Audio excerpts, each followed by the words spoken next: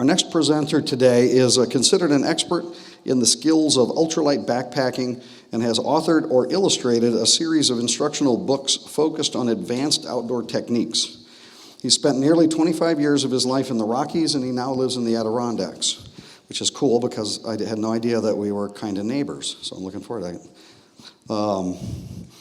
Maybe we can hang out a bit, talk about cool stuff. So he's an avid outdoorsman, but he's also an avid UFO researcher. And he has written extensively on the subject of alien abductions, synchronicities, and owls.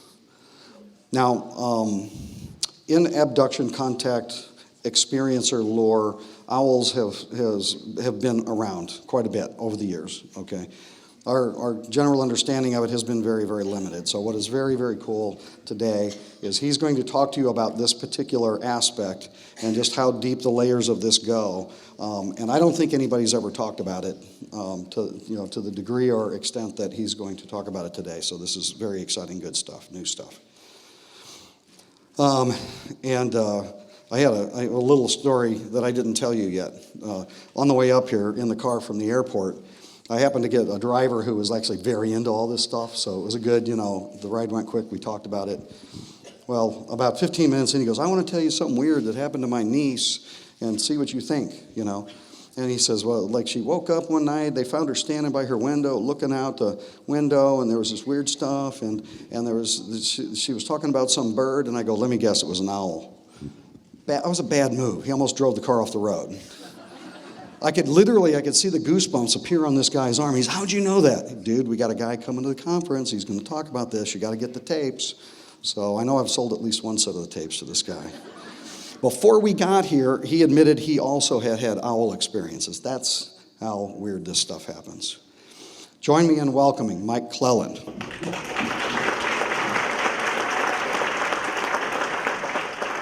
I just want to start by saying this is a big deal for me to talk in front of this audience. This is a big deal. I didn't recognize how big this conference was. I was invited to the conference, and the first night I showed up, I kind of peeked in the room here, and it's a big room. So I'm taking this very seriously. This is a big deal for me. How many people in the room here have had unusual experiences with owls? Okay, how many people in this room feel like they may have had direct UFO contact? Okay, how many people had their hand up both times? Great, okay, this talk's for you. So, before I'm going to say, give me a little clicker. I got to make sure I'm testing this. This is the clicker here. I got to also do this. I got 2 timers here. I don't want to go over. Great. Before I can talk about anything, it was mentioned that I did a lot of outdoor work. So for over 20 years, this was my classroom. I was teaching in the outdoors. And just to give you an idea of who I am and the type of stuff, because this will come up throughout the talk. So my classroom, this was the environment I was. This is Alaska. I spent a lot of time sleeping outside, doing stuff in the mountains, working with maps. I also work as an illustrator. So some of the things you're going to see here is stuff I've drawn. So all this plays into it. But this outdoor stuff, for me, seems to be interwoven into the bigger story.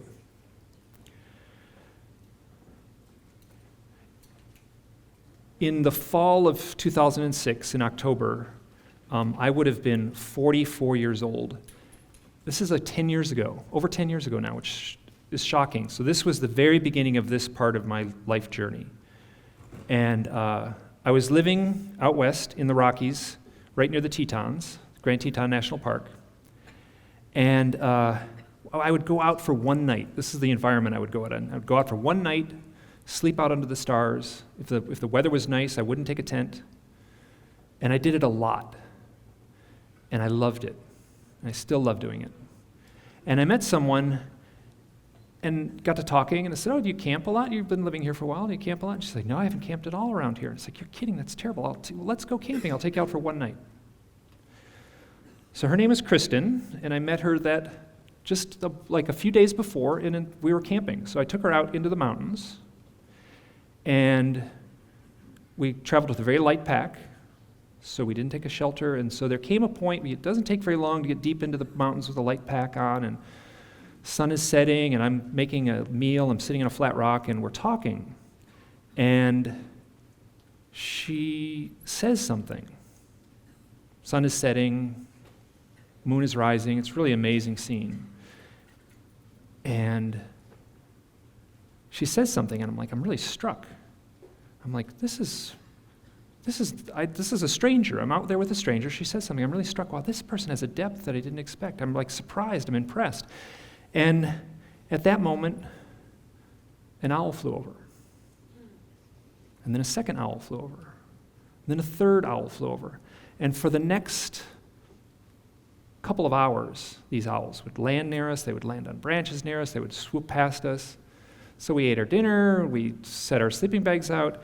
And these were real owls that were right close to us. We'd lay our sleeping bags down on the ground, and you'd lay on your back, and then for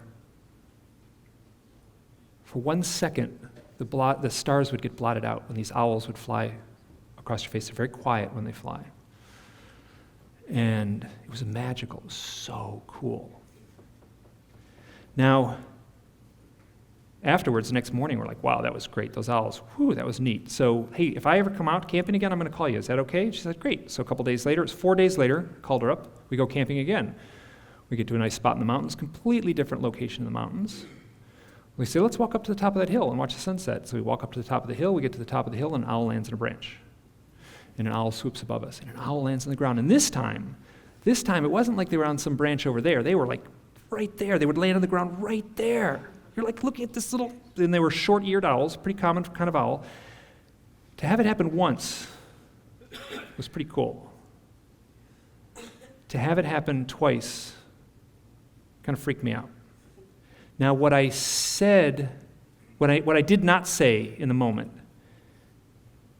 and what I'm saying now, and have been saying, and like I knew it, so in the moment, right in the moment, there was a thought in my mind, it was like a voice in my head, it was this clear sense of knowing this has something to do with the UFOs. And I knew it and I heard it, and by saying that, I was trying to make sense of some things that had happened in my life as a boy and a young man, some events that I couldn't explain. I was reading UFO books. I was kind of compulsively reading UFO books at that time. I knew the implications of the stories I was telling. But there was one detail I could not get out of my mind. I started writing about this stuff and started putting it online, and there was one detail from the story that just I couldn't get past. And when I started an online blog, and the first story I posted was that story of seeing the owls. And there was one detail so I called up Kristen, and I said, what were you talking about that very first night when the very first owl showed up? And she said, I remember exactly what I was talking about. I was trying to articulate my deepest beliefs in God. And that's when the very first owl showed up. Now, I was already sort of unsettled at this point, and this one detail just kind of freaked me out a little bit. This already weird event took on this transcendent deep meaning to me, and I feel like I spent the next few years kind of stuck in this tape loop of basically wondering if I'd gone insane.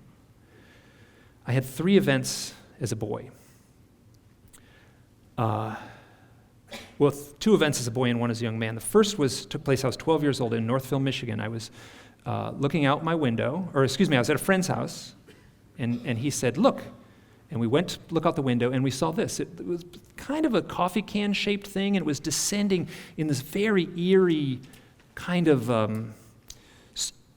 unusually smooth motion. So it was descending down, and then it disappeared. Kenny and I both ran downstairs. I was with my friend Kenny, and we both ran downstairs, and I drew it. He drew it, and I drew it. This is a drawing from when I was 12 years old. The other drawing was more recent. Kristen, from that initial story, is from Southfield, Michigan. In the autumn of 1974, the same year, I'm pretty sure, I was walking home from a high school football game with a friend. I got to that spot in the sidewalk. That's just a house in the neighborhood, about a block from where I was living, and there was a bright orange flash in the sky. It just felt like the sky lit up orange, poop, turned off. Like God flipped a light switch on, off. Bright orange, weird, iridescent, electric orange. We both went, wow, that was strange. We tried meteorite, could an explosion, lightning off in the distance, nothing made sense. I get to my house, walk in the house, my parents are like, why are you out so late? I'm like, what are you, well, I'm not out late, it's 9:30. The point of the clock was 11:30.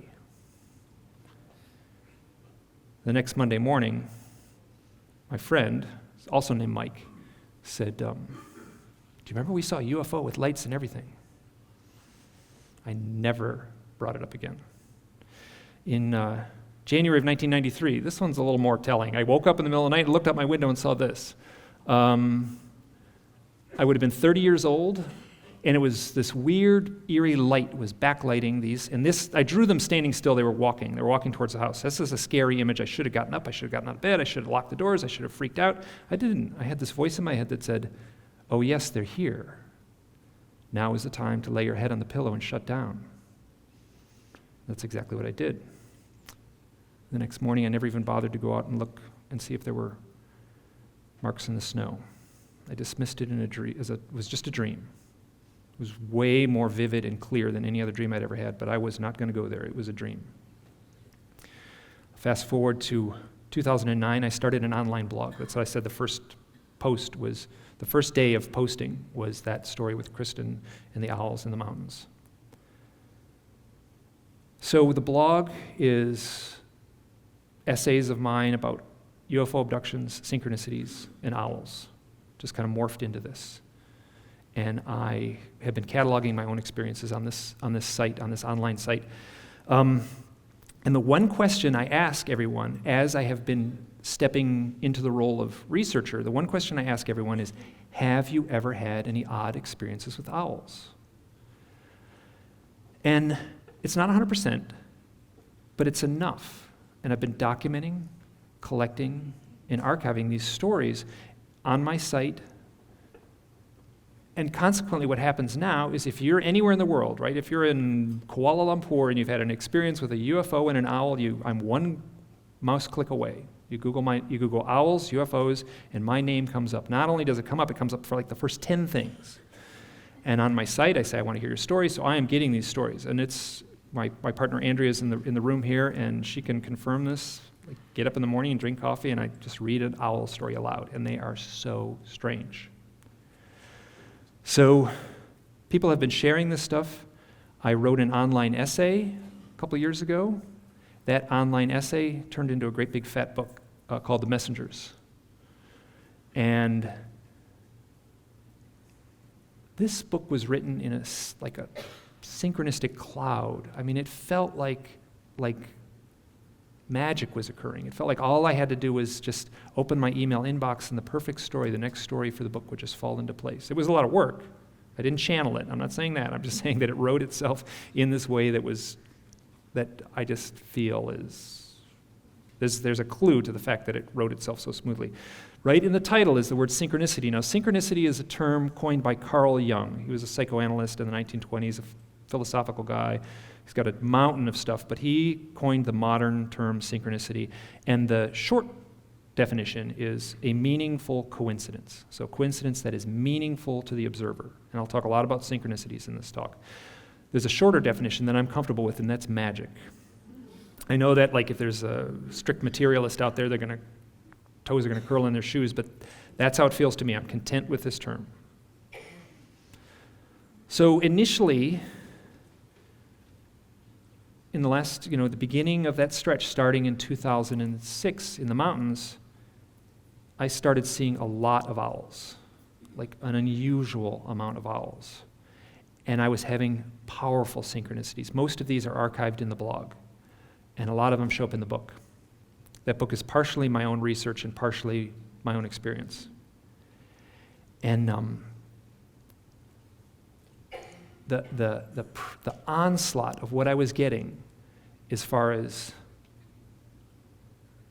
these experiences, these memories, these synchronicities, these owls, it was not easy. These experiences are challenging. So anyone out there who's doing research, just know that the people you're interacting with, it is not easy. It is terribly, terribly challenging stuff for the person. And I'm speaking for myself.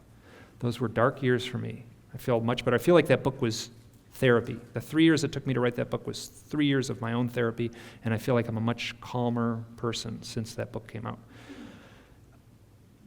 I'm going to tell a lot of stories in this talk. None of them are one-offs, right? So if I tell you a story, it's part of a bigger series of stories. Behind it is a whole collection of stories, so there's no standalone account that I'm going to tell. If I tell something, it's part of a pattern. This guy named Derek, camping in the desert, but in 1995, and he's lying on his back with his buddy, looking up at the stars, and they look at this cactus, and there's this owl on top of this cactus. And they're like, well, that's kind of eerie. That's kind of spooky. And that's what people say. When people see owls, even in the bright sunshine, they see an owl, and it's like, it's an ominous bird. It's not like seeing a bunny rabbit or a sparrow. So he looks at this owl, and they both like, well, that's strange. Owl flies off. And then moments later, a triangle UFO, a triangle-shaped craft, absolutely silently buzzes over very fast and follows the contour of the land. I met with this guy, Derek, and he struggled. You could see he was gritting his teeth trying to articulate how weird this thing was flying and moving. So he listed a lot of other things. I said, what else has happened in your life? I said, well, I saw another UFO a couple days later. And I had a lot of powerful synchronicities in my life, and I've had these weird dreams. I'm like, what kind of dreams? Like being lifted out of my bed and floated through the wall. And then he said something that I hear a lot. He said, I had a spiritual awakening, all tied into this stuff. And I said, do you think you're a UFO abductee? He said, no. So I wasn't going to push him on that. If he says no, that's fine. There's a term I'm using, it's called the maybe people. And this sort of implies people who have had these unusual experiences, sort of the outlying experiences. They don't remember being on a craft, they don't remember being taken on board a flying saucer, but they tell all the outlying things that an abductee might share. Now I feel a strong kinship to these maybe people because that's who I was at one point. I feel like I'm past that point now. I'm no longer questioning my own experiences. Now the core question of the book, the core question of this talk, the core question of my research, the core question of my own self-examination is why owls? Why owls show up in the context of this? The short answer is I don't know, but before I can proceed any deeper into this, I need to talk about the mythology of the owls. Now, this is from a cave in France. It's 30,000 years old. Anyone, Derek lying in the desert in 1995, this man who scratched it into the wall 30,000 years ago, had to have recognized the power of seeing an owl. I recognize that I've seen a lot of owls. They're a mystical, powerful animal. And the mythology, the core of the mythology is that owls can see into the darkness. They can see at night, they can fly at night, they can fly in the darkness. That very quickly, all across the world's traditions, becomes a metaphor for seeing into the darkness, seeing into other realms, traveling into other realms, traveling to the land of the ancestors, traveling to the land of the gods. Owls are messengers. They not only travel to these realms, they come back. Owls represent dream time and the unconscious in these myths. Owls are associated with death. Some traditions are very morbid. The Native Americans of the Southwest have a very dark, bleak mythology around owls. I'm not finding that. I'm finding the death mythology. I'm finding this is very common. Someone's grieving, usually a parent has died, an owl will show up, land on the back porch, land on the window, they'll open up the window, they'll talk to the owl. They'll go through they'll say, Mom, I miss you. And then their grieving will have been alleviated. I have numerous accounts of this. We get the term wise owl from Athena, the Greek goddess of wisdom. So that's why you get wise owl, traces back there. She had their companion little owl. This is a close-up of a terracotta pot, and that's called a little owl. That's the species name. Present day, Harry Potter has this owl Hedwig. Hedwig delivers the mail. It's perfect. It's perfect. He's the messenger. He has an owl that is a messenger. So ancient man had all these mythologies. They are still rattling around. They're still here right now, present day. In the most popular books in the history of publishing, an owl delivers the mail. J.K. Rowling has owl embedded right in her name. Oh, I'm doing good on time. So I was at a conference. This was back in then when they had the conferences at Laughlin, Nevada. Very early on. I was very nervous when I went to this conference, and I sat in the UFO abduction support group. So you sit in a circle. It's like Alcoholics Anonymous. People are kind of nervous. No one really wants to talk. And there's this one guy off in the corner. He's kind of quiet and sitting there, and then at the very end of the meeting, he kind of cautiously raises his hand, and he said, "Hey, has anyone in this room had any odd experiences with owls?" And I tell you, this guy almost fell out of his chair when everyone all at the same time raised their hand.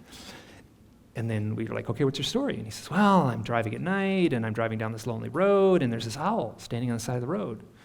It's about 4 feet tall. And I pull right up to it, and I roll down my window, and I look at this thing, and it looks at me. And it's like I'm in the driver's seat, and it's about eye level with me. And it looks at me, and I get this really bad vibe. And I drive on. And then later, he's a photographer, so he tells the story. He goes, and I go, I'm a photographer. I go into the woods, and there's this owl nest. I know this owl nest in the woods. So he went there, and he was his camera, and he's taking these pictures. He looks up at this owl nest through the camera, and these owls, and he says, I don't think that was an owl I saw that night.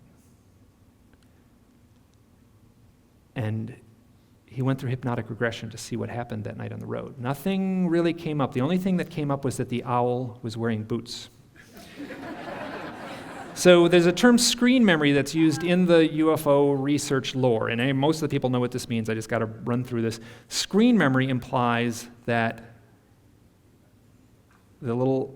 something is projecting an image, a hypnotic image, into the mind of the observer. This would be a way to mask their presence. So the implication is that there's an alien standing on the side of the road, though the observer sees an owl. How this happens, I don't know. I went to a conference a few years ago. I wish I could have done this here. I loved doing this. It was so much fun. I made cardboard owls in my living room, and this one here is 4 feet tall, and this one here is 27 inches tall. Now, I'm 6 foot tall in the middle there. So if someone came to me and told me I saw an owl that was about this big, it's about 27 inches tall, I'd say, I'll give you that one. That's about as big as any owl on earth will ever be, but I'll give you that. That could be a real owl. But that's not what I'm hearing. I'm hearing stories of people saying, I saw this 4 foot tall owl. And then this was actually important for me to do, to make this cardboard owl, because I knew right away, no one, you got to try hard to say that's normal to see an owl that size. So what I did is I went in my neighborhood there, and I drove off into the woods, and I got on a lonely road, and I got on my Subaru, and I drove up to this owl, and I backed up, because this is what people are reporting. They're reporting the owl looking over the hood of the car. So I showed this in a talk one time. This is the very first talk I ever gave on this. I showed this slide, and a fellow in the audience went like this. I didn't see it, but his wife did. His wife came up and told me about it. My husband, look at this. And she said, I never believed him when he described what he saw. I met both of them. They're wonderful folks. And he sent me this thing that he had drawn in 1987, which looks remarkably like the slide I just took. So that is a 4 foot tall owl that he's drawing from memory. It doesn't quite look like an owl. There's a woman, her pen name is Lucretia Hart. She's got an amazing blog. Anyone who's out there, you might want to write this down, at Spiral's End. It's an amazing website. She's cataloged everything in her life as far as the UFO contact experiences. She's had a lot, very weird stuff. She was working as a 19-year-old girl in a summer camp for girls, and this would have been in the Pacific Northwest. And she describes, there's two parts of the camp, right? There's some buildings over here, and there's a path, and there's some buildings over there, and she walks down this path, and she can hear the girls playing in the background. She's walking along, she turns a corner on the path, and there's a gray alien standing right next to her on the path. And she makes this contact with this thing, like telepathically, and this thing looks at her, and she looks at it, and she looks at her, and there's this like back and forth, and she hears this voice in her head that goes, owl, owl, owl, owl, owl, and she watches it change into an owl right in front of her, turns around and runs into the woods.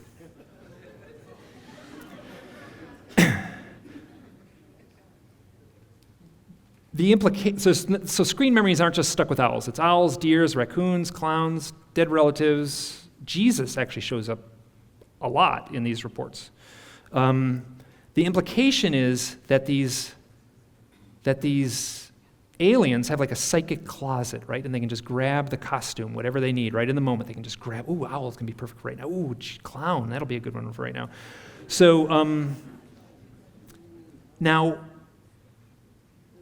I'm going to kind of move past the screen memory stuff. And if you ask an abduction researcher, someone who does abduction research, you say, hey, do you have any experience with owls in your thing? They'll roll their eyes and I'm like, of course, I got all kinds of stories of owls. Oh, the owls show up all the time. And then they'll tell the screen memory thing. 4-foot tall owls on the road, 4-foot tall owls in the bedroom, 4-foot tall owls in the yard. I'm like, oh, no, that's not what I'm talking about. So and then you ask an abductee, someone who's had the direct contact experience. You ever had any odd experiences with owls? And they'll say, that's interesting you say that. No one has ever really asked me that question. That's funny you ask, because I've had this weird thing happen with owls. Now, it's not 100% of the people with contact experience, but it's enough that there's a very clear pattern. So again, the question, why owls? Now, when I saw those owls in the mountains back in 2006, those were real owls. They were little owls, they were owl sized, they did little owl things, they had little owl feathers, they were not 4-foot tall, eerie looking owls. These are real owls. So the focus of my research, what I find is more interesting, is why are real owls showing up in the context of this stuff around the time of contact? What I'm going to try to do now is buzz through a bunch of stories and just give you an idea of the flavor of the kind of things that I'm showing. So someone asked me, it's like, how do you know this stuff with owls and UFOs is real? Do you have any proof? And I'm like, you want proof? Look at my email inbox. That's proof. It's Derek, the first story that I told here. Seeing the owl in the cactus, then sees the UFO. This is very common. See the owl first, see the UFO. I had one woman channel, she said owls are to announce initiation. So seeing an owl and then seeing a UFO. This woman in Brazil tells me this story. She's on her balcony. She sees this UFO fly by, this silvery craft. It flies by, and there's a building across from the balcony of her apartment building. This silvery craft flies by, it goes behind the building, and then it doesn't come out the other side. And she goes, guys, where are you? And at that moment, 2 owls fly past her, and those 2 owls ended up living on her balcony for the next month.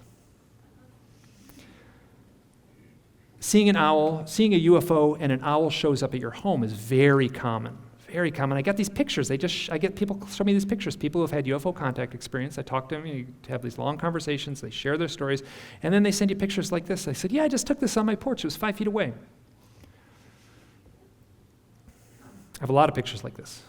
Suzanne and Jack, friends with myself and Andrea, both of them experiencers.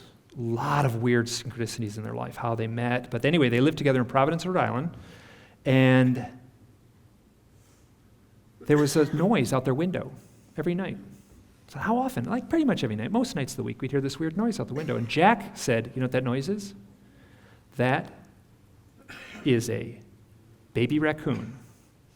And went on for a year. They'd hear it every night. And then Suzanne heard something online. She found this little site that had owl noises. Oh, here we go. Great. So they hear this noise out the window. Most nights of the week. And that's an eastern screech owl, pretty common. So there's nothing that unusual about it, but it's outside the window of 2 abductees. So Suzanne, tells a story. She hears this noise in the yard. She's in the yard. She takes her phone and she puts it on record. She's like, I'm going to record this for Mike. For me. So I'm now involved in this story. She's recording it for me. So she sees this tree in the neighbor's yard, and she walks up to this tree. It's getting dark. She puts the phone up. She's looking. She doesn't see the owl. She sees this orange dot go, like light up, like a big orange flash, turns off, and then the owl noise stops. There was no owl in the tree as far as she knew. Hearing an owl right before a contact event. So guy lying in bed, hears an owl outside the window, hooting. Next thing he knows, there's 6 alien beings standing around his bed, and he blacks out. Hearing an owl right after a contact event.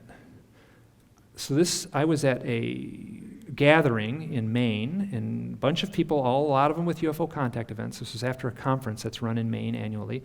And people are sitting down by the lake, and so these 2 women, Carol and Pam, are sitting down by the lake, and it's late. It's like 2 in. They walk down to the lake, and the moon, full moon's beautiful, but it's cold, right? It's kind of cold and chilly down by the lake.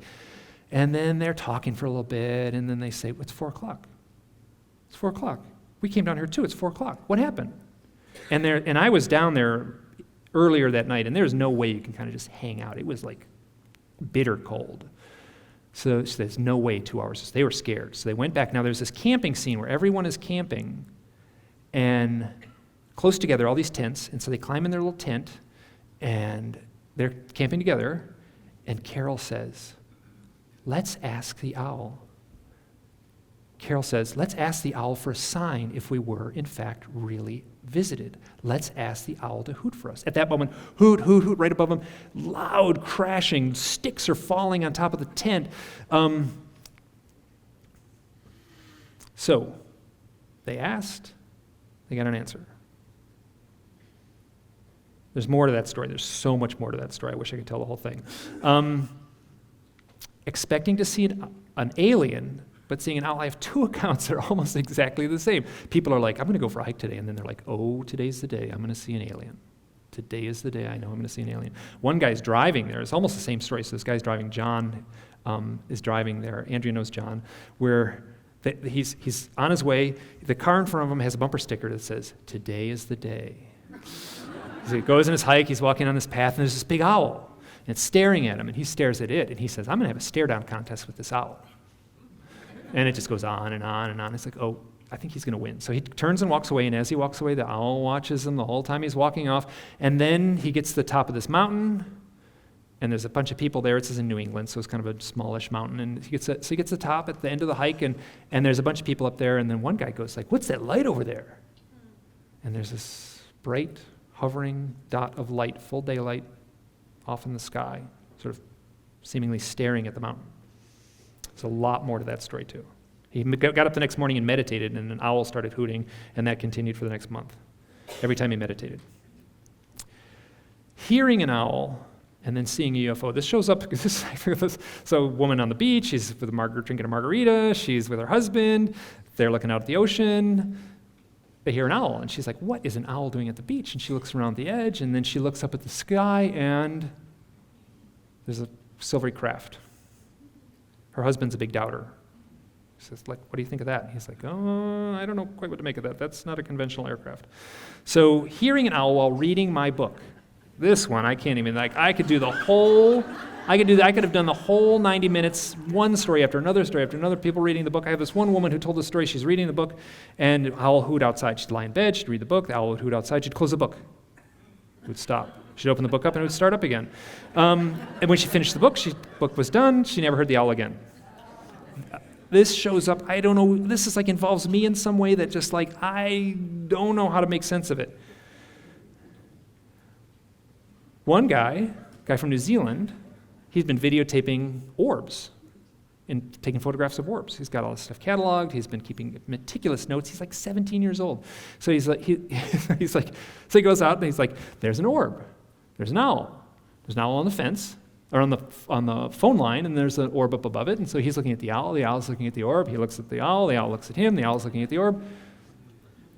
I'm not sure if that counts as a multiple witness sighting, but so Jack, remember this, so Jack and Suzanne earlier on. So Jack, from that photograph, he's the guy that said it was a baby raccoon.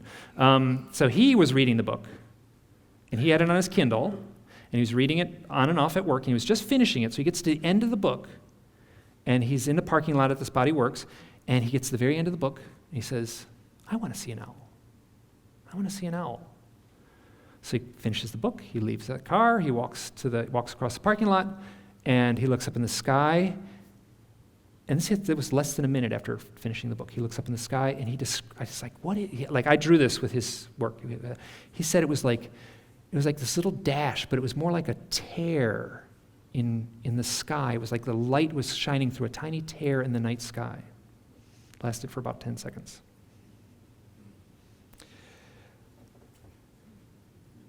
There's this weird thing, and people who've had these experiences or people who've researched this stuff is going to recognize this. There is a strange, tangled, chaotic context to this stuff. The more tangled the story, the more I trust it. There is something of confirmation in these knotted up stories. They get really hard to tell. You try to write this stuff out, and here, I'll share this in a book. It's like, it's so much going on. And every little thread you pull on is just something weirder. I feel like this has happened to me. So Mike C. gets a hold of me. He's asked that I not use his real name, but it's Mike C., and that's my name, Mike C. So this one gets confusing, so pay attention. And this comes from a guy with a lot of odd experiences. Now, we met, Mike C. and Mike, we met. I signed his book at this conference that I was talking about in New England. And this would have been in August of 2016, so less than a year ago. So his story is, he lives in Springfield, Massachusetts, and he's driving home. He's crossing the Memorial Bridge. And this whole story came to me in back and forth Facebook chat. So I have this, everything's time counted, and I can review what exactly the conversation is. So I got a story for you. So I was coming home, and I was crossing the Memorial Bridge, and just after I crossed the bridge, I was making this turn on the roundabout, and this owl whoosh, flies right across my windshield, full daylight, scares the crap out of me. So he crosses the bridge, there he is, owl passes the windshield. Drives a little less than a half mile. He looks over, and there's a UFO hovering above one of the buildings there, just to the upside of the highway there. And he says, copper-colored flying saucer, and then whoosh, zips off. And then he says, oh yeah, and by the way, as I was doing this, I had a thing loaded on my MP3 player. It was one of your talks. It was a lecture you had given about owls and UFOs, and I was listening to that. I was like, wait, what? You were listening to me, and you saw an owl, and you saw a UFO? As I was talking about owls and UFOs, he's like, yeah, I did. That was kind of, so now, one little thing here, I get to use a laser pointer. Let me just do this. One little thing here is this message came in at 1:23 p.m. Now, I'm not going to start a new religion over the little number sequences, but I'm going to point them out. That number is particularly powerful for me. I pay attention when that number shows up, 123 and 1234. So he gets back to me. He says, dude, I just looked at the message you sent me at 11:11 a.m. So we get 11:11, we get 123. So a year later, this happened the year before I met him. A year later, we meet at the conference. I sign his book. About a month later, he's driving down the same highway. And he crosses, I get to use the pointer. He crosses this bridge here, and right here he gets stuck in traffic, and in front of him is an owl. A little owl toy in the back of a car. Now it's so it's like, oh, okay, an owl toy, cross the bridge. Okay, so timestamp 333. So we get this owls, UFOs, conversation between two people named Mike C, get 123, get 111, 1, and 333. This is a subtle form of confirmation. I pay attention when this stuff shows up, but one detail of this whole story just jumped out at me and rang the bell for me. The owls were seen right after crossing a bridge. Now I'm at the point now where I'm seeing reality. Like you go to the gypsy fortune teller and she interprets your dreams, right? And if you went to her and said, in my dream I crossed a bridge and I saw an owl. She said, oh, the mythic symbolism of the owl and the bridge, this is important stuff. This happened in real life. He crossed a bridge and saw an owl twice. Now, the metaphor, the symbolism of the bridge is overcoming an obstacle. Life is the river, you cross the river, you overcome an obstacle, you come to a new place in your life. The bridge is neither here nor there. It's not on one side of the river or the other. It's between. And then after starting this new chapter of your life, I'm doing dream analysis here. After starting this new chapter of your life, the owl plays the role of messenger. When I told him that, we talked about that. He's like, oh God, that hits so hard. That felt very real to him. there's these clues that show up, and I call these orchestrated clues. They show up, they're symbolic, or sometimes they're so specific that only the observer would have the ability to untangle these clues. So from my sense, these clues, certain clues are forcing people to pay attention. This woman, Jessica, called me, contacted me. She told me, she's like, I was laying in bed one night. The window was right there, and I look out the window, and there's an owl. And then this blue beam of light zoom, hits the owl in the head, illuminates the owl's head. It looks right at me. A blue beam shoots out of the owl and into my third eye. And she said, my whole head was illuminated with this light. So I get a hold of her and I said, was this a dream? She said, no, this happened. This happened. This was not a dream. I asked her, what do you think the source was? She said, the source was extraterrestrial. I felt it. I knew it. I knew it. It was extraterrestrial. And then she said, I'd been given a download. Now, this woman has seen close-up UFOs and had a lot of psychic experiences in her life. My partner, Andrea, who's in the back there, she comes home from work, and she pulls into a parking spot at the house we're living at, and she's kind of facing the trees. It's unusual. It's a spot she never usually parks at. So she pulls her car in, she parks there, she's facing the trees, and she gets on her phone and says, Mike, there's an owl. So I run downstairs with the camera, and sure enough, there's this beautiful barred owl in a tree. There it is. That was a photo taken right from that site there. So we're standing there looking, and I'm kind of tall, right? So I can tell, and Andrea comes through about there, and I've got the camera, and I'm taking pictures right from her point of view. We're looking at this thing, and she goes, uh-oh. I said, what's up? What's up? I said, something's happening. Something's weird's happening. And she said this, she's like, in the moment, she's saying, like, oh, this is like, everything's wavering, something's going on. And she basically said time had stopped. And the reality just kind of became wavy, and there was a magenta halo around this owl. She was locked eyes with this owl. I'm taking pictures. There's nothing for me to see. I used Photoshop to create this, and I'm like, oh, okay. I didn't see anything. The owl eventually flies off. And there came a point when I was working on the book, and I was working on Jessica's story, the story with the blue beam from the owl out the window hitting her in the third eye and giving her a download. And this would have been months later, and I was like, wait a minute, this is the same story Andrea, this is the same story you had in the parking lot in some sense. So I kind of reviewed both of them, and I was kind of like, I was very cautious not to question Andrea too much, and I said, when you were looking eye to eye with that owl in the tree and the magenta halo, what would you call that communication? And she went, like, yeah. And I said, well, what would you call it? She said, I call it a download. Now, Grant was here last night and did all kinds of downloads, stories, one after another about people writing songs and stuff. This is a little more elusive. So I asked both independently, without them knowing it. I asked Jessica, it's like, what was in the download? And I asked Andrea. So Jessica's first, she said, in all honesty, I don't know. I feel like the answers may come when I am ready, or it may forever be an unspoken thing. I asked Andrea the same thing. I actually asked her to write it down. And she said, it was a strong sense of knowing, as if something was imparted, and this would reveal itself when the time is right. Now, this is what I expected. I've heard a lot of people say, oh, I got a download, and you say, what was it? And I'm like, well, I don't know. It'll happen. I'll know someday. This is normal. This is normal within the context. So this pattern between the two of them. So the same day I do this back and forth thing where they're trying to tell them the download. Andrea and I are sitting, which is unusual because we sit on the couch and watch TV at night. So I'm sitting in one chair, she's sitting in another chair. She's reading a book, and she goes, uh-oh, this is weird. I'm like, what's up? She's like, in this book, this is weird. It's the same thing. It's the same story. And she's reading a book called Calling on Extraterrestrials by Lisette Larkins. It's about how to contact ETs, how to have your own ET contact. And the story in the book is this Lisette Larkins, she channels aliens. So it's kind of at the one end of the continuum of what's like on the new age, she's not a very nuts and bolts researcher, Lisette Larkins. So she's had her own experiences. And she describes this yellow truck, and she was in a bad place in her life at that time. So she was, in the yellow truck had a vanity plate that said moping. And whenever she walked past this truck, she'd say, that's me. That truck represents me. I'm moping. So that truck represents me. She's driving by the truck one day with her boyfriend. Stop! There's a hawk on top of this truck. It's not an owl story, it's a hawk story. It's this hawk on top of the truck. She gets out, she gets up, she goes right up to, she says she gets like inches away from the hawk's eyes. She locks eyes with the hawk, and she said,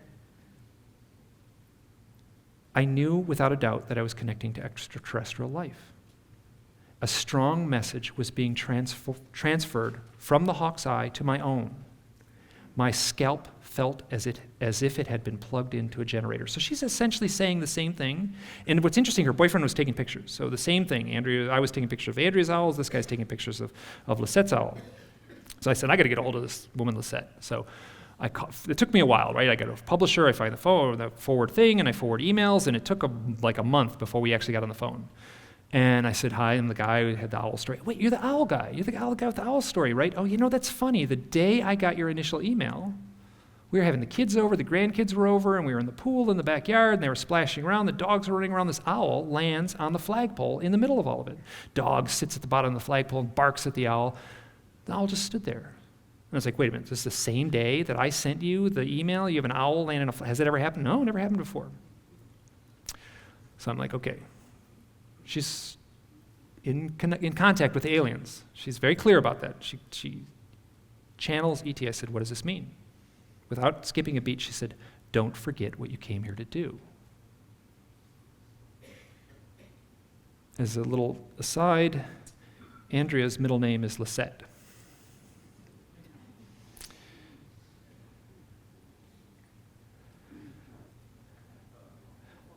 Owlet, that's in the dictionary. Open the dictionary, look up owlet. It's a baby owl. Basically, a baby owl is an owlet. It's in the dictionary. Owlet, is also owl ET. So there's these synchronicities that show up in the research. Nick Redfern said about you doing UFO research, he said, it's not that it's weird. He said it's too weird. And then Ann Strieber, when she was helping her husband, Wheatley Strieber, with the research, she said, I have a BS detector. People tell me a story, I have a BS detector. If it's not weird, I don't believe them. So there's this weird stuff, and when this weird stuff shows up, it's like I pay attention to it. So for me, for a thought experiment, I am thinking owls, synchronicities, and UFOs, are these the same thing? Now, obviously, they are not the same thing. They all have the same transformative power. They are transformative events. You can be transformed by a UFO contact. You can be transformed by a powerful synchronicity. And I have heard so many people write me and tell me that, like, I saw this owl and it changed my life. And they tell some normal thing, like, owl landed on the fence in the backyard and it changed their life. There's a woman, her name is Katie Walker. She's a producer. Her and her husband produced this really good documentary. I'd recommend it. This documentary is called Time is Art. It's about synchronicities. And one of the things they were doing was they went to the Mission District of San Francisco, which has all these murals. These murals feature UFOs. Oh, I can use pointer again.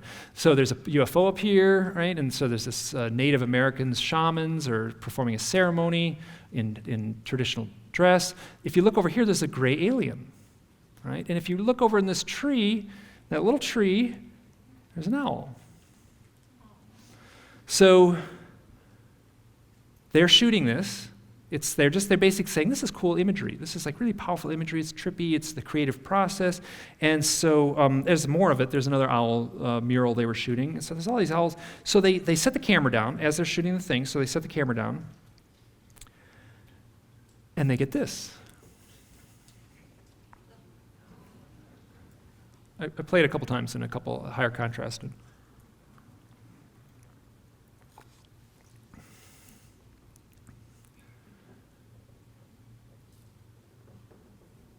Okay, so it doesn't get more clear than that, right? Get owls, a documentary on synchronicity. They're shooting images with owls, and a UFO shows up. I quizzed them. I quizzed this woman, Katie Walker, like, you didn't stage this, did you? She's like, no, I did not. We didn't even know. We went to the editing, we saw this thing, we had no idea. We just set the camera down and we caught it accidentally. Katie Walker contacted me. I was doing a podcast series for a while. I got about 200 hours of podcasts on that blog that I showed you earlier. And she said to me, you know who you should have on your show? You should have Dolores Cannon on your show. Now, I had already started the Owl book at that point, and it was kind of in its rough stages, and I'd collected a lot of stuff, and one of the stories I had written was about Dolores Cannon. And she said, you should have Dolores Cannon on your things. But when I checked the email that came in, that was the message on the email. When I checked the email, I went, cha-chunk, cha-chunk, cha-chunk, cha-chunk, and it was 20 separate messages came into my email inbox. I'm, Katie, what did you send this thing 20 times? What are you doing? And she's like, I don't know what you're talking about. She sent me a PDF copy of the book, The Custodians, which I already had. The date that this arrived, October 18th, 2004, was the day Dolores died. I don't know what to make of this. The story that it's in the book that I shared that I had already written is in The Custodians. So Dolores is at a point in her life, she's doing hypnotic regression work, therapeutic work, mostly in a more traditional format, relieving stress, quitting smoking. She's a therapist, she's a counselor working to help people. What was showing up is all this UFO stuff. She was at a meeting that night, and she said, I have to decide, am I going to go down this road? Am I going to go down the road of UFO research? So she had to make a decision, stay in this old world or do this other thing. So she's driving home that night, windy road to her house in the woods, and there's an owl on the road. She pulls up to it. The owl stares at her from above the hood. She says, I didn't want to hit this owl. I didn't want to hurt this owl. So she kind of like nudged it a little bit. It flew off down the road. It landed again. She did the same thing. She did this multiple times. And finally, the owl stopped at the edge of her driveway. She turned into her driveway. Years later, she's at the Museum of Natural History in London. There's this big glass case with all kinds of birds. So she walks up, and it's a big owl. It's all owls. So it's a big glass case, and she walks along the case, and she looks at all these owls, and she says, I don't think that was an owl I saw that night. Now, the most important part of the story to me was that was the night she had to make the decision whether she was going to go into the UFO research. And she did. There are accounts that I refer to as back-to-back stories. There's a chapter in the book, it's my favorite chapter of the book, and these stories, they're so, to me it's so fascinating. There's two stories, one will mirror the other. Oftentimes I was getting these stories, I get one on a Monday and I get another one on a Tuesday. Same story, just flipped, just inverted. So, Maria Wheatley is a researcher in England. She does mostly ley line, ancient sites, crop circle research. So this happened back in 1991, and she was with a friend, and they were going to go on a hike. It was sunset, they were going to go hike in the woods. They pull into the parking lot, they get out of the car, they walk down the path. They just start walking down the path, and whoosh, this white owl flies right in front of them, whoosh, crosses them right in front of them on the path. Both of them feel the same thing. They say, we are not allowed to walk on this path. So they turn around. They say, let's do something else. So they say, let's walk up to Oliver's Castle, same parking lot. They were parked in a spot called Oliver's Castle. And they said, just walk up to the top of this hill. So I don't actually know where the car was parked. Somewhere down below, and they walked up a nice path, and they get to the top of this hill. Castle is kind of a term that's used for, there might have been a building up there at some point, but a lot of the hills in this part of England are called castle. That's what they call these hilltops. So they're on top of Oliver's Castle, and they look off, and there's this big orange thing in the sky, and it comes towards them, and then it gets big, and then it goes to a giant cigar, and then it... And they watch it for a few minutes, and it shrinks down and disappears. It freaks them both out. They run back to their car. She said he couldn't get the keys in his car. He was shaking so bad. She had to take his keys and unlock the car. Both of them said that they were highly psychic in the days and weeks that followed that. Said it bothered him. He said he couldn't go to the pub. He'd go to the pub and he would read everyone's mind. It drove him crazy. So here we have an owl leading someone to an orange UFO. Now, Maria Wheatley studies ley lines and crop circles. She walks out in the wheat fields. She studies the crop circles, does the ley line research. Her father was a famous dowser. Dennis Wheatley, there's a book hanging out there by Dennis Wheatley that's published by Ozark Mountain Press. Wheatley, wheat fields, ley lines. Bert Jansen is a researcher from Holland. He was also doing crop circle research, and he had been doing it for 3 years. So in 1997, he had been researching crop circles for 3 years, and he said, I'm done with this. What do I need to do this for? 3 summers? That's enough. I'm done. And as he's out in the field, sun is setting, he's having this thought, my crop circle research career has come to an end. This orange orb floats across the field. And it gets big the size of a beach ball, shrinks down to the size of a little orange, it's floating around, it zips around, and then there's a little shed on the other end of the field, and this thing floats along, it goes behind the shed, and he's waiting for it to come out. It doesn't come out from the other side. He said, could it have gone in the shed? So he goes up to the shed, and he looks behind the shed, and there's a window right at the height that it would, and the window's broken, the glass is broken. Could that orb have gone into the shed? So he walks around the front where the door is, and he tries to open it. It's locked. He puts his ear up to the shed door, and he hears this hiss, this real evil, sinister hiss. Sun is setting. He says, "I'll come back tomorrow." And then the next day he comes, tries to open up, still it's locked. Puts his ear, hiss. Good researcher, proud of this guy. He breaks the door and goes in the shed. So he's in the shed, and there's a loft and a ladder, and he hears this noise, hiss. So he climbs up the ladder, and he goes over the edge, and there are this family of baby barn owls. And they do make an eerie hiss. You can look it up online. It's a very eerie, unsettling, creepy hiss. And he's like, so here we have a UFO, an orange UFO that leads Bert to owls. The stories are mirrored. What's interesting, this is just like Dolores Cannon's. Bert was like making a decision. Do I leave this esoteric research? Once again, the question, why owls? You ask a UFO researcher, like, why owls? Why owls are showing up in this? And they say, owls kind of look like aliens, right? They got the big eyes, they got the big black eyes, they're kind of spooky, you see them at night. That's why owls. And I'm like, that gets repeated a lot, and it has become a sort of dogma. And I'm questioning that because I don't know. Now I got in touch with a woman named Jacqueline Smith. She's an animal communicator. She's a wonderful woman. She's got 2 books out. She's working on her 3rd. And her first book is called Animal Communication. It's straight animal communication stuff about, helping horses and cats and dogs and pets and things. And then she wrote another book where she channeled the spirit animals of aliens.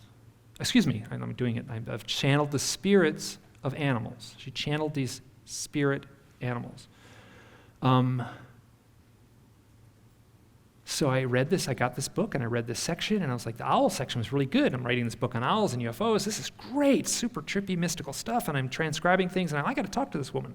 So when I get a hold of her, I say, so what are you doing these days? So I'm working on my 3rd book. Oh, what's your 3rd book about? So it's about my ET UFO contacts. So, okay, I didn't know that. Now, and then we talked for a while. It was a great conversation about how she got into this. And then I said, listen, if you ever see that, because the story she had in the book, she was walking down a path, and every day she would walk on the path in the woods and be an owl there. She'd walk past, and finally one day she looked at this owl and said, hello, do you have a message for me? And then she received this telepathic communication. So I said, listen, if you ever see that owl again, you ask for me what is going on with the owls and the UFOs, because I want to know. And where she's talking, and she kind of, in the conversation, she started talking really slow, and then really halting. And then she actually kind of, her voice got so quiet, and she said, words. As if words weren't enough to convey what she was trying to say. And she said a lot of things, and one thing she said, they are using the owl symbolically, and by they, she meant the UFO occupants. They are using the owl symbolically, but the owl is still the owl frequency to mirror to us in an archetypal sense. Because humans think with symbols, they are touching us on that level, and that goes back to the beginning of humankind and how we see owls. When she said that, it was like the puzzle pieces of just clicked together. Every question I had got answered. This was the best answer I have for why owls. Owls as an archetype. Now, she gave a beautiful definition of an archetype. You can go to a college philosophy department, and the undergrads can argue for hours on what an archetype truly is. Plato said, in ancient Greece, he said, an archetype is a pure form that exists in our minds. And we can all tap into it. It's updated Carl Jung. He said, it is the archetype, he resurrected the term in his research, and he said, an archetype is something that is within the collective unconscious. It's within all of us.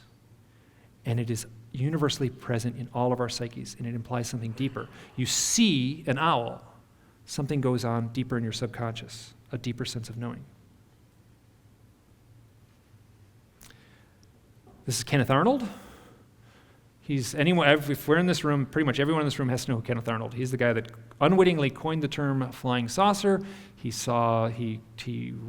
ushered in the modern age of the UFO back in 1947 when he reported his UFO sighting. What you may not know is Kenneth Arnold had a pet owl. How many people in the room here have a pet owl? Okay. This is David Weatherly.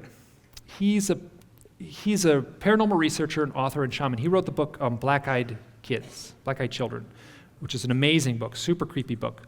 He's also a shaman. You got to kind of ask him about this shaman thing, and he'll say, oh yeah, I'm a shaman. He studied all over the world with shamanism. This shamanism thing intersects, for reasons I don't understand, the shamanism thing intersects with this whole big thing. I've got a chapter in the book on the shamanism thing. So David says, I got a story for you. He was researching a UFO sighting, or a house. This family was reporting a lot of UFO contact. So he's at the house. He pulls up to the house. He's going to go interview the family. And he's got a little voice recorder. And in the voice recorder, before he goes into the house, he's in the driveway. He's parked in his truck. He's putting new, fresh batteries in the voice recorder. And at that moment, he's looking down. He feels this little thud. And he looks up, and on the hood of the car, staring at him through the windshield, is a great horned owl. So it's a shaman at the house of a UFO abductee, staring into the eyes of a great horned owl. So the initial essay that became the book was from 2013, and there's a bunch in that essay about shamanism, and I'm like, what do I know? This is all Google research, a lot of it is, so I'm just kind of like, I got to ask. So I get a hold of David, and I say, David, can you review the shamanism chapter? I just don't want to be talking out of my hat, and if you could just fact check it and give me any feedback. And he says, sure. So he's reading. So I send him the essay digitally. He gets back to me and says, oh, you want to hear a funny story? So I'm reading the essay. I'm at my desk, and the window's here. Thing flits by the window. I'm looking out the window, and this owl lands on a branch right outside the window. How long you been living in that house? I said 20 years. How many owls you seen? Oh, never once. So you're reading an essay. A shaman is reading an essay about shamanism in an article about UFOs and owls, and you see an owl. I'm like, yep. I feel like this stuff is normal for me now, but let me tell you, this stuff used to freak me out. I was like I'm kind of come to terms with it. I don't understand why I'm much better, I'm a little more grounded now, but this stuff freaked me out. I would just get so lost in the anxiety over these synchronicities. So if the owl is a symbol, it's a symbolic of what? Earlier I said that these experiences are hard for me and have been hard for me. I went through a hard period. And in a way, I see the owl as the totem of the challenging experience. UFO contact, owls show up around the time of death, shamanic initiation, meditation, people taking mushrooms see owls. These are all transformative experiences. So if the owl is a symbol, it is the symbol of something, in my opinion, something difficult. For this research, I have an iPad, and it's great. It's an awesome research tool, right? You're sitting at your desk, you're like, someone wrote about this in a book. I got to get the book. And $10, within minutes, you're searching the book, and there's a search engine on the iPad, and the word I want to search is owl. So again, you just type in a little search engine. This is an image here this is from Abduction by John Mack, and unwittingly, I took the screen grab at 11:11 a.m. and I'm searching owls, but the problem is that other words show up, right? Because it's just those letters. So the word embedded in owl is knowledge. So I'm like doing my research on my iPad. I'm like, knowledge, I want owl. So I swipe past knowledge. Let's just move past knowledge. Okay, let's move past knowledge. It very quickly became a metaphor for the research itself. I had to move beyond knowledge. I had to follow my heart. Knowledge, logic dictated, this is impossible. This is impossible. There's no way this can happen. Owls and UFOs cannot be connected. It's absurd. I am not involved. This could not involve me. Logic dictates. I'm not going there. But I did follow my heart.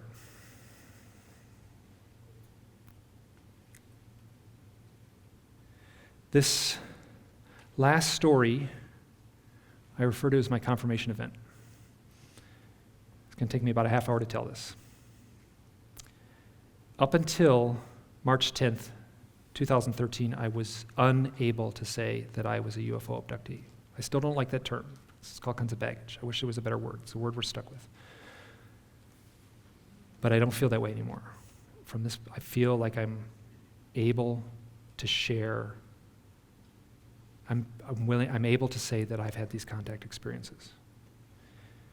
Before, it didn't feel honest to say that, and now it does. I was returning from a UFO conference I was at the conference that they run annually in Arizona. I lived in Idaho, the conference was in Arizona. You look at a map, you gotta go through Utah.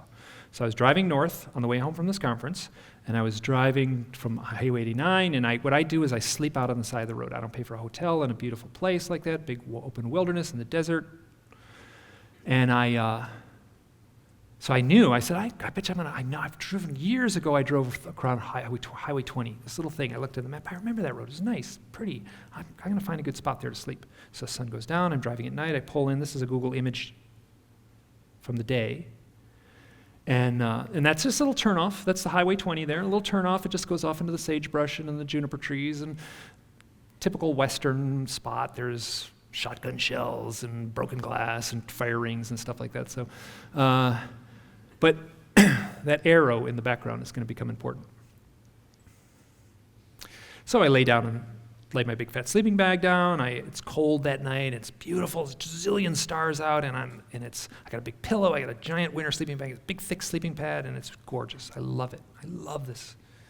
I wake up in the middle of the night and I see this. I look up on the hilltop, and this is an illustration. And I look up on this hilltop where the arrow was pointing down earlier, and I say to myself, lying there, calm, beautiful night, I say, that looks exactly like a landed flying saucer. And I think to myself, got my psychic mojo going, right? I'm all, vegetarian, and I should be. If it was a UFO, I would know it. I would feel it. I would be able to intuit that it's a UFO. So I look at this thing. I feel nothing. Oh, roll over and go to sleep. So 2 more times that night, I wake up. One time, there's a coyote howling, right next to me. I don't see it. I'm looking for this thing. It felt like I could have taken a little dog bone out of my little dog biscuit out of my sleeping bag and just gone like that, and the coyote could have caught it in its mouth. I never saw it. It was loud. I've slept outside 1,000 nights in the deserts. I've heard coyotes so many times. I've never, ever experienced anything like that so close. Woke up a little while later, and there's a light, glowing light behind this bush. I sit up in my sleeping bag, and I do the thing, right? There's the bush, and I try to, from my sleeping bag, I try to do this. I'm like, oh, there's a light bone behind the bush. Maybe someone pulled a car up there. Didn't look like headlights, didn't look like the dome light of a car, didn't look like a flashlight, just this glow. So I laid back down and went to sleep. And all 3 of those times, I just stared up at this thing. Now, at one point, I could use a pointer. At one point, so this light was not on earlier, this one here at the side, it came on later. So when I first thought that light wasn't on, later it was. And I remember lying there thinking, over the course of the night, I'm thinking, oh, that's a big house, and someone turned their porch light out, like the lawn light. They flipped it on, and that's the lawn light out there. I drove home the next morning, got up early before the sun came up. I don't remember seeing this the next morning. I may not have looked, I just simply don't have the memory of seeing this the next morning. Got in my car and drove off. This was daylight savings time. That was the day of daylight savings time. It was Sunday morning, and I was like, the clocks just were so screwed up. I'm like, wait a minute, what time is it? The clock says this, and then the radio says this, and so I was what just happened. There was no missing time that I could tell, but the clocks were all screwed up. But that was normal. I know why the clocks were screwed up. So I got home to my house in Idaho, and the first thing I did is I sat down at my desk, and I love to make maps. I have all kinds of knowledge of making maps with just simple online Google programs. So I got on Google Maps, and I made this program, or this thing. So this is so here's where this yellow marker is where I was sleeping. This green marker, and I am absolutely certain that is where the big round structure was. It's 1.6 miles between these two spots. Went back there a year later. That's where it should have been.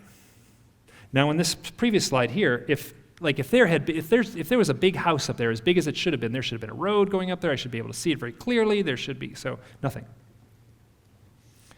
So nothing at the top of this hill. So I did what I always do in this context. I made a blog post. I came home. I said, slept out under the stars and saw this weird orange thing, or this weird, not orange, excuse me, this weird round structure. That was posted at 12:34 p.m. I'm standing near my desk, having posted this thing. This is hard to explain, because this happened to me. Standing near the desk, all of a sudden in the blink of an eye, I get this psychic flash. I just get this psychic knowing visual. It lasts for 1 second, close, gone. And the visual I got was a map of southern Utah with a yellow line and 3 markers along the line. And I knew this was the westernmost one was the event that had just happened the night before. I knew the easternmost one, that is something that happened back in 2010, May of 2010. In May of 2010, I was in Dolores, Colorado.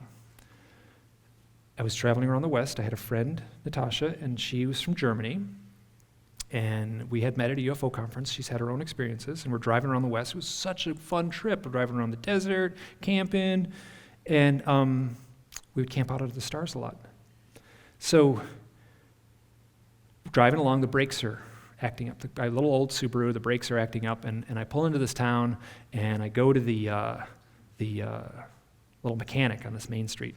A couple people had recommended, so go to this place, it's a good place. So we went there, and pulled the car in. They said, okay, just give us a little bit, we'll look at the brakes. And this guy comes out about 20 minutes later. He's got the oily rag, and he comes out of the garage and goes, well, I can't let you leave town or you'll die. And they're like, okay, you got to explain what you mean. He's like, well, the brakes are acting up, and they're a little fragile, and they're due to break, they're going to break, and I cannot, if you were driving high speeds and the brakes failed, I would be held liable. Okay, so what does this mean? It's like, well, I just order the part, and we'll put it in. But it's going to take 5 days for the part to come in. So what happened? So he and the guy, they knew someone who had the rental car place, and they worked out this really good deal. So for the next 5 days, Natasha and I had a rental car. And that night, the night that we took the car to the mechanic, a couple people in town said, oh, you want to camp out of town? There's this great spot. You just take this Forest Service Road, and that's FS Road, Forest Service Road, and out west is very common. Just pull off on the side of these Forest Service roads, and people camp there all the time. So it's free camping, and we set our tent up, and Natasha was nervous that night in town. So we set our tent up and go to sleep, and it's at 11:30, we woke up screaming.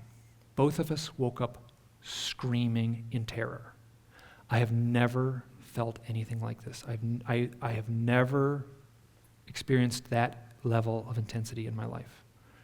I've actually called it synthetic fear. It feels like it was irrational. It was beyond any kind of normal fear. If a grizzly bear had ripped open the tent and put its jaws around my throat, I would not have been as frightened as I was in that moment.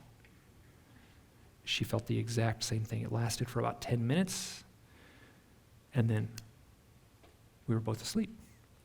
Now, the next thing I remember after falling asleep is this floating sensation. So all of a sudden I have this elevator up feeling, and I'm like going up. Now, one of the things, as I was floating, I saw on the side of the tent this thing I'm calling a mandala. It would look like a pizza pan. It looked like it was just this flat, two-dimensional disc, pizza pan. I'm floating. The next thing I know, I've passed through the roof of the tent, or more like a lap dissolve, and I was in this other realm. I was in this white realm. And as I'm floating, I'm saying, I have to remember this, I have to remember this, I have to remember this, I have to remember this. That very quickly changed to, am I on a table? Am I on a table? Am I on a table? The next thing I remember was Natasha with her German accent going, Mike, you're floating. And then I was back in the tent. Now, I don't think this is actually what happened, but that is my memory. This pizza pan, I called it a mandala the next morning. I made some notes. I had a little drawing of it the next morning. The mandala is a symbol. It's an ancient sacred symbol. Carl Jung said the mandala is the symbol of the self. Now, this symbol is also called the monad, which is a Pythagorean symbol, and it's meant to express the conception of the one, the source of everything. It's also known as the Godhead.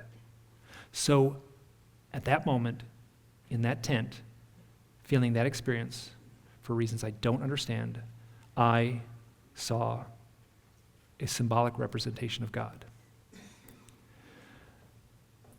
The next morning, I wake up, I turn to Natasha, and I'm like, what happened last night? And she's like, I don't know.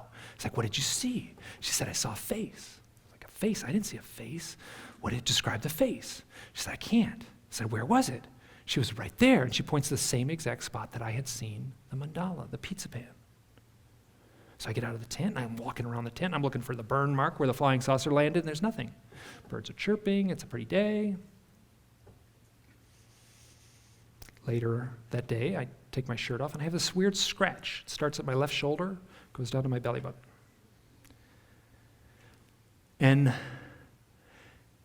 But it looked like a single cat claw or a single rose thorn had been dragged across my skin. But when you looked at it closer, it wasn't that at all. It was like a row of tiny fluid-filled blisters. One after another. You had to really look closely. A couple days later, I took a shower and just washed off. It was gone. At the time, Natasha and I both felt like we were UFO investigators. It was kind of stuff we were into, and washed away. It was gone, and both of us went, why didn't we take a picture? It never even crossed our mind. We were taking pictures of every cactus and sunset. And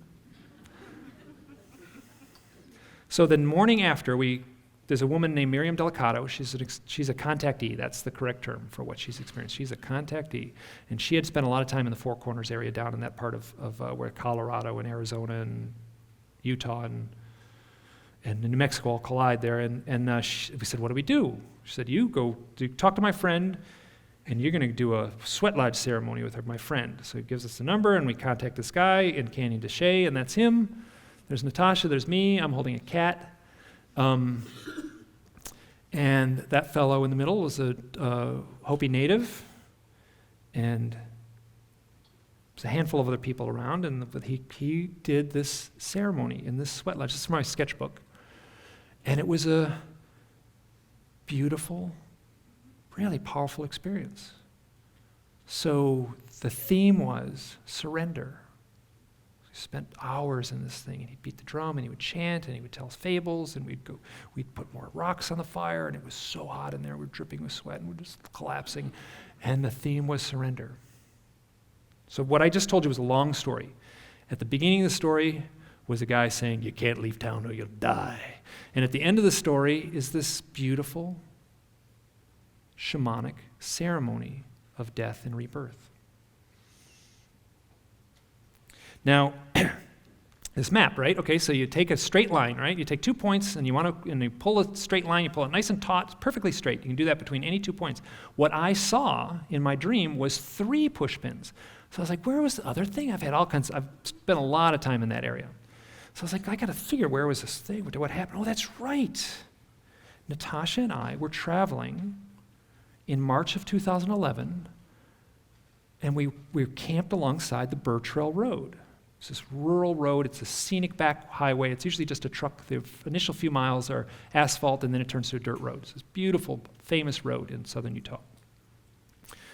So we had been at a UFO conference in, this has been very early March, and we had been at a UFO conference in the same one, the UFO Congress, and we're driving back to my house in Idaho. So we were, let's go through the desert and sleep out under the stars, and it was great. It was beautiful.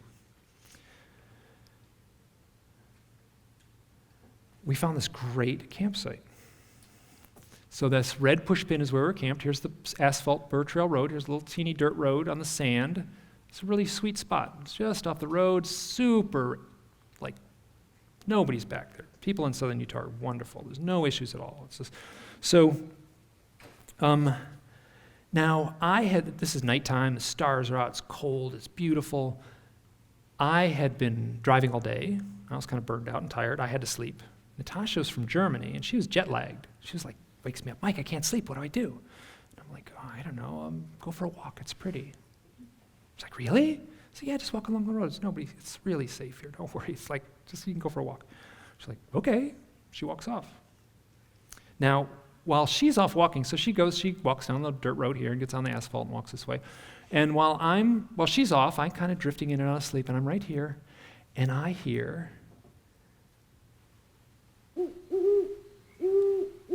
as far as I can tell, there was a great horned owl in that bush right near my head. I never saw it. It was loud. I've never had an owl that close to me hooting.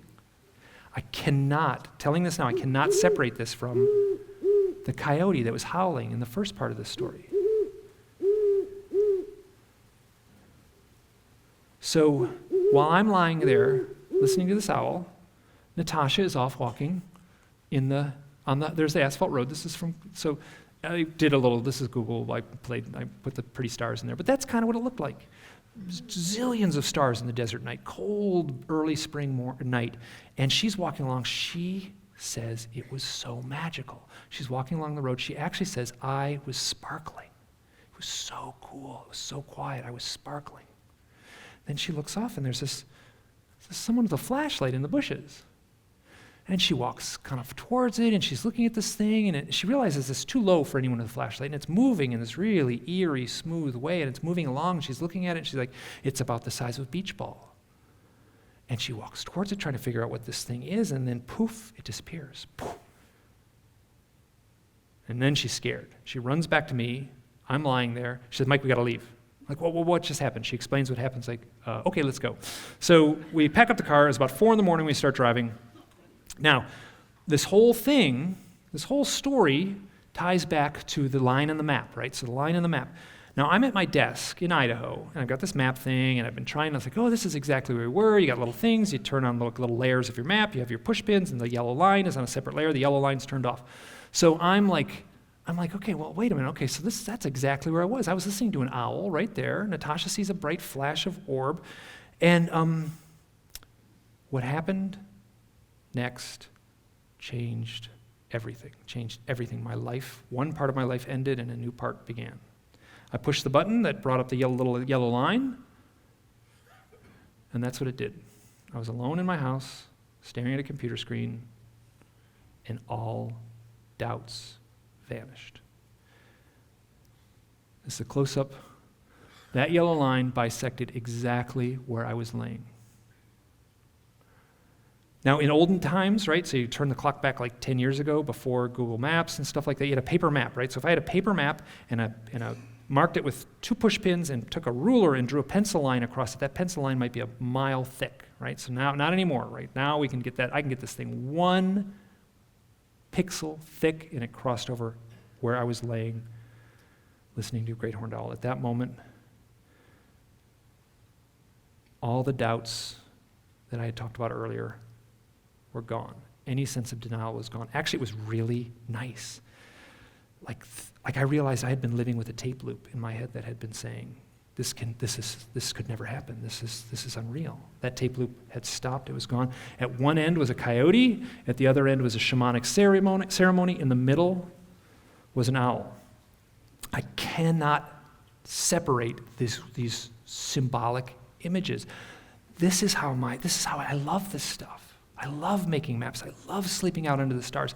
I love this kind of imagery. I feel like I was the only one on Earth who could have played detective and put these puzzle pieces together. So 2 of the events were with Natasha, and then one I was alone.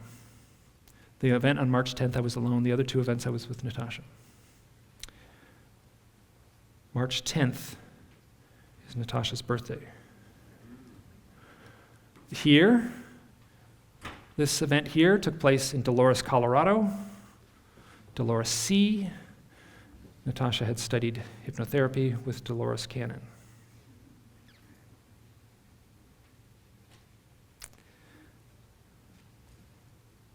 I got a few extra minutes. I'll tell one more story. During all this research, I was visiting my mom in the hospital. She was dying of Alzheimer's. We would take turns with my family, my brother and sister, someone was with her. I went just out, we were taking turns, I left, and I was checking my email, and I got this story. This woman sent me a story and said she was, as a teenager, back in the early 70s, was very depressed, had been dealing with severe clinical depression, and she was going to kill herself. She got in the car with a hose to take from the tailpipe and bring into the car, and she had a pillow so she could lie down. And she had a spot all picked out in the woods. She was going to go to this spot. She's driving at night in a snowstorm. And she is getting ready to turn into that spot. And this owl flies up. She describes it as hovering. They lock eyes. She said she stared at this owl for 15 seconds. And the owl flew off. And she turned around and came home. She's still alive. She's a happy grandmother now.